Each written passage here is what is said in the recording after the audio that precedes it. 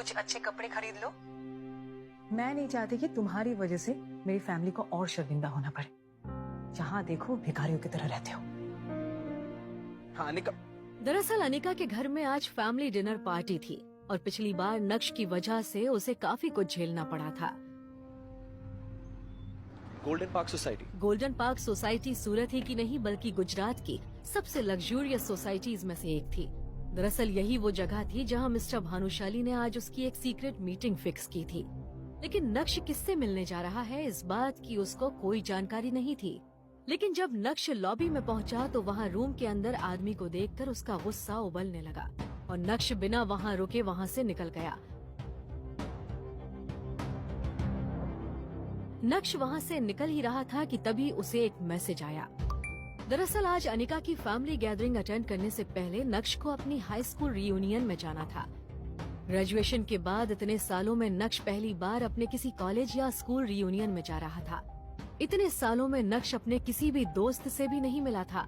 उस reunion party के बारे में सोचते हुए नक्श को अपने सारे पुराने क्लासमेट्स याद आने लगे जिनके साथ वो कभी स्कूल में मस्ती करता था। आज नक्श उन सब से फिर मिलने वाला था और ये सोच कर ही नक्श एक्साइटेड हो रहा था। नक्श इन ख्यालों के साथ अभी आगे बढ़ ही रहा था कि तभी उसे अचानक कुछ याद आया और उसने मन ही मन कहा, शिट, अगर शिवानी भी वहाँ हुई तो? दरअसल शिवानी वो लड़की थी जिसे नक्श स्कूल के दिनों में पसंद करता था। अनिका के मन में ये चल रहा था कि आखिर नक्श की वजह से उसे और कितना बेइज्जत होना पड़ेगा। यही सब सोचते हुए अनिका की नजर अपने पापा के फोटो पर पड़ी। मैं आपकी सबसे प्यारी बेटी थी पापा।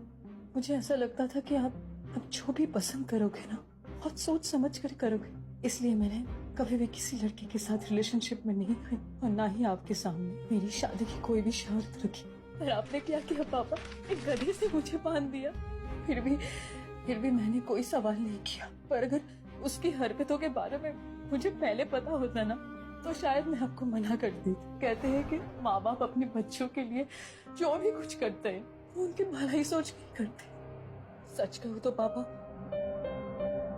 मुझे नहीं लगता है कि आपने मेरे लिए कुछ भी अच्छा सोचा था, बल्कि मुझे तो ऐसा लगता है जैसे आपको अपना आखिरी काम खत्म करना था।